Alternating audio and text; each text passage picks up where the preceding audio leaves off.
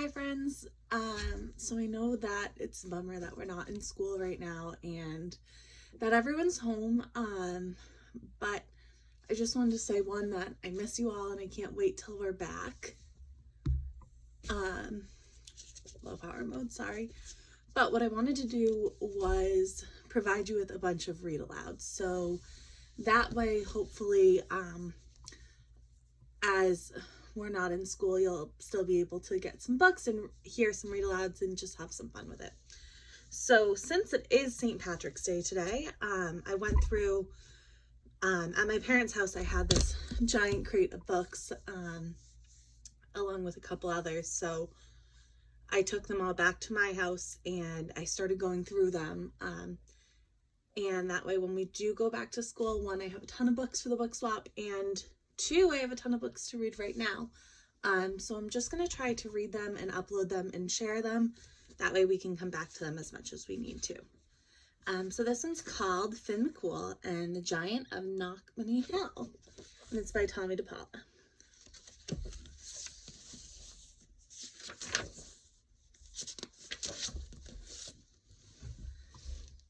In olden times, when Ireland's glens and woods were still filled with fairies and leprechauns, giants too lived on that fair Emerald Isle. One of the finest of those big folk was Finn McCool, who was wed to the lovely lass Una. They made their home on the top of Knockmany Hill. I'll try my best to get the pictures.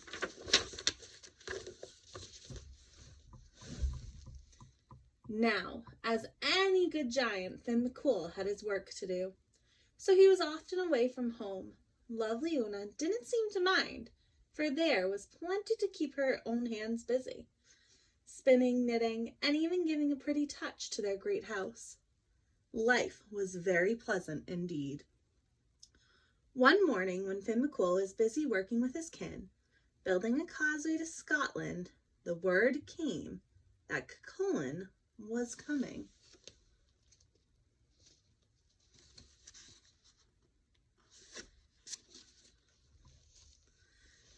Cuchulainn was a giant too, and without a doubt the strongest in that part of the world.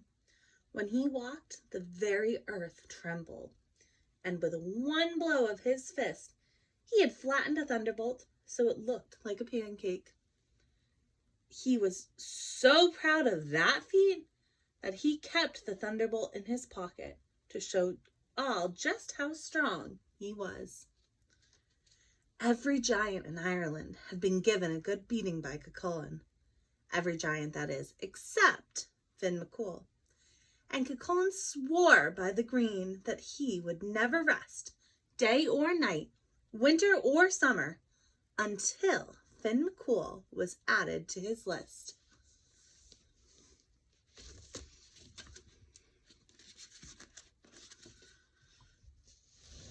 So far, Finn had been smart enough. He kept moving about whenever he heard that Cuchulainn was in the neighborhood. But this time, Cuchulainn was sure to get him. So Finn left the causeway and sped off for Knockmany Hill, his house, and his darling Una. "Finn, my love," said Una, greeting him at the door, "what brings you home so early from work?" "The chance to get a sight of you, my sweet thing," said Finn. Since he was as honest as the summer day is long, he added, "and to keep out of the way of Cuchulainn. He's after me."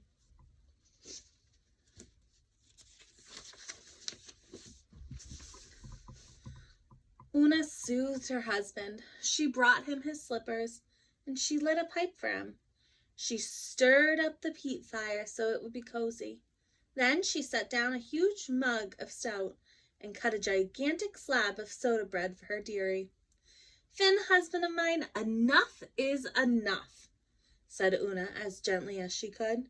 "For years you've been hiking around from one place to another to avoid this Cuchulainn.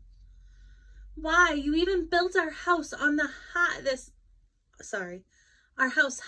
on this windiest of hills, so you'd be able to spy on him coming. You'll not get a moment's rest until you stand fast and face him. I've been getting plenty of rest, and if I stand fast and he knocks me down, I don't have the heart to face a man who can make a young earthquake just with his walk, and who carries around a flattened thunderbolt in his pocket just to prove his strength.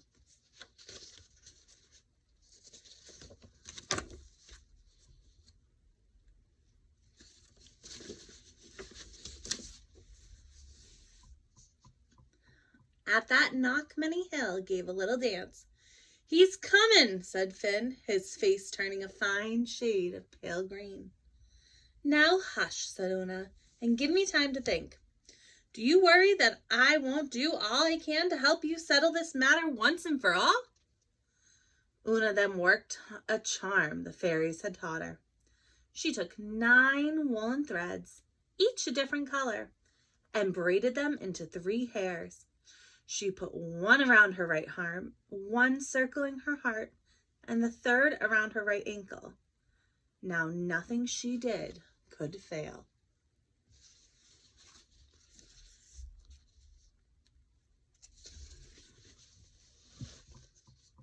Next, she sent around to all the neighbors to borrow 1 and 20 iron frying pans. She hid them in 1 and 20 loaves of bread that she baked on the fire in the usual way. She set them up in the cupboard, and with some bread she had baked the day before.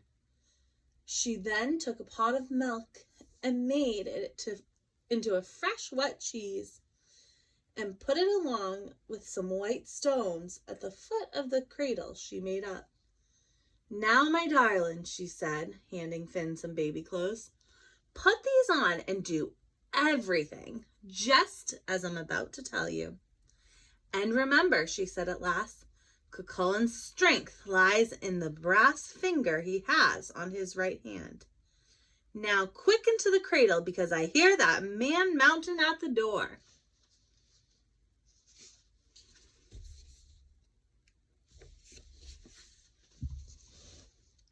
"All right, woman," bellowed the giant at the door. "Where's that coward, Finn McCool? I've been chasing after all this time." "Well, well," said Una with her sweetest smile. "Now isn't that a shame? Finn was off working on the causeway when some important family affair called him away. But he'll be home by tea time, so why don't you just come right in and sit down?" Poor Finn trembled at the cradle.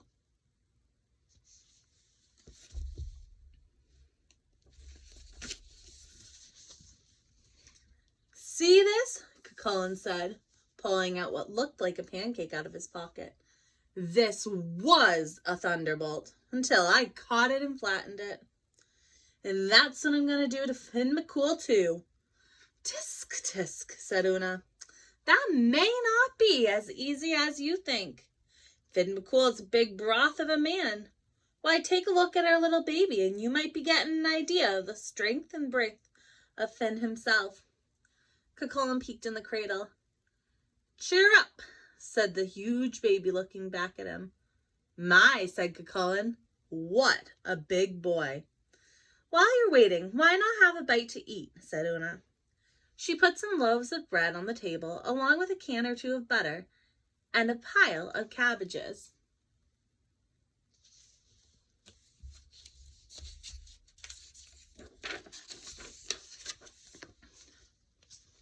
Cucullin, who was as much of a glutton as he was of a bully, popped the loaf into his mouth and took a huge bite right down on one of the frying pans.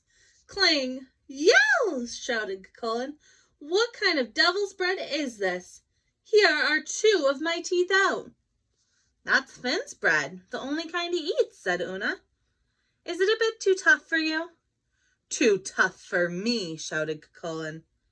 "I should say not. Just give me another." Cucullin chomped into another loaf and into another frying pan. "I'll not have a tooth left in my mouth, woman. There's 2 more." Cucullin hollered even louder.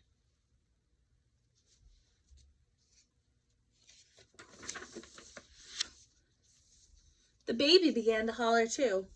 "Hungry, hungry, hungry. Ah, sweet dumplings," said Una, and she handed baby Finn a loaf. And because there was no frying pan in it, Finn ate it right down. "More," said the baby, and he gobbled up another loaf.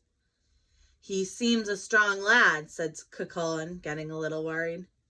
If this was the baby, the father must indeed be a bit stronger than Cucullin thought. "Ah, yes," said Una, beaming. "Why, instead of dollies, he loves to play with those white stones there in his cradle. Show the nice man, baby dear."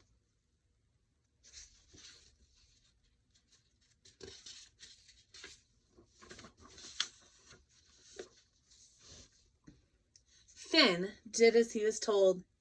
He picked up a stone that was really cheese and squeezed all the water out of it and popped it into his mouth and ate it down. Cucullin was not about to be outdone by a baby. He grabbed a stone and squeezed. He squeezed and squeezed. Squeeze as he might, he couldn't get one drop of water out of it. He popped it into his mouth, and with a chomp, there went the rest of his teeth.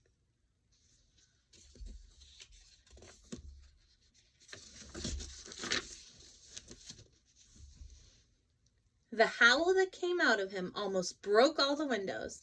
When finally he calmed down, Cucullin said to Una, "What kind of teeth does that lad have? They must be made out of iron. Let me see your chompers, baby." At that, baby Finn opened his mouth wide, and Cucullin stuck in his brass finger. The very brass finger that was the secret to his strength.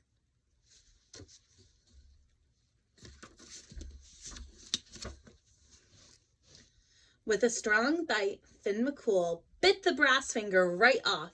Then Finn leapt and began to pound the daylights out of poor, weak Cucullin. That was that. Out of the door went Cucullin, never to bother anyone, let alone Finn McCool again. "Tea's ready, my love," said Una, and Finn McCool sat down with the best giant wife in the whole world, and they lived a long, happy life. The end. So, I'm just going to read the last little bit. Stories about the popular Irish giant Finn McCool have been handed down from generation to generation. Perhaps Finn McCool is best known for the Giant's Causeway, the highway he built between Ireland and Scotland. The encounter between the giant Cucullin and Finn at Knockmany Hill is one of the funniest Finn McCool's adventures. Details in the border art were inspired by early Irish jewelry and metalwork. Tommy DiPaolo has chosen to use William Butler Yeats' spelling of Finn McCool. So if you wanted to, you could look up more stories about Finn McCool at home during this time. If not, totally fine. I hope you guys are staying happy and healthy. I will see you later.